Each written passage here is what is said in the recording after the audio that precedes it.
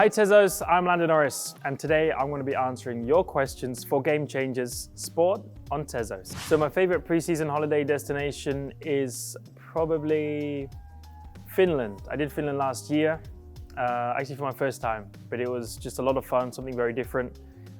Good for training, quiet, so can easily focus and concentrate on what I need to do. And a lot of fun things to do at the same time with a good group of friends. So my new favorite place. So my go-to meal after a big race weekend is probably a burger, probably chicken burger. It's normally what I have on a Saturday night anyway. It's that or a pasta.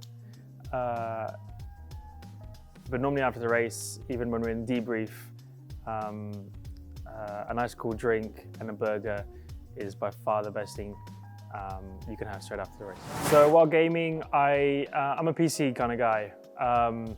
You can pretty much do all the games that you have on consoles, but on PC, and then the PC you can use a lot more and do a lot more different things on the PC too. So I find it the most everyday usable thing. If I had to use a console, it would be PlayStation, just because it's what I grew up playing. PlayStation 2 with my dad when I was like 5, even 4 years old.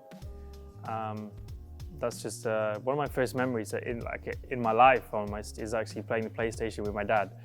So it'd have to be a PlayStation. So the biggest jokester or prankster on the F1 circuit is probably going to have to be Daniel.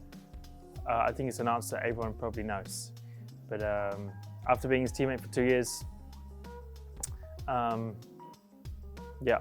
Definitely Daniel. So I think my dream partner to be my teammate from the past would probably have to be, it's gonna have to be Senna or even Schumacher. I only saw Schumacher race in his final few years that he did with Mercedes. But anyone that's created history in the past, you know, even if it's like a Hakkinen or Senna, Prost, Hunt, there's so many names that people know of from the past that I would love to either go back to their time or like for them to come to this time now. I think it's both very different ways. But yeah, any of those guys. So the hardest part of being an F1 driver is probably just the time spent away, traveling, flying around the world, preparing, training. I mean, the job itself is probably one of the best in the world. Like, you'd find it tough. I would find it tough to call it a job because it's my hobby. It's like what I've loved to do since I was a kid. There's nothing about it that I would say classifies as a job.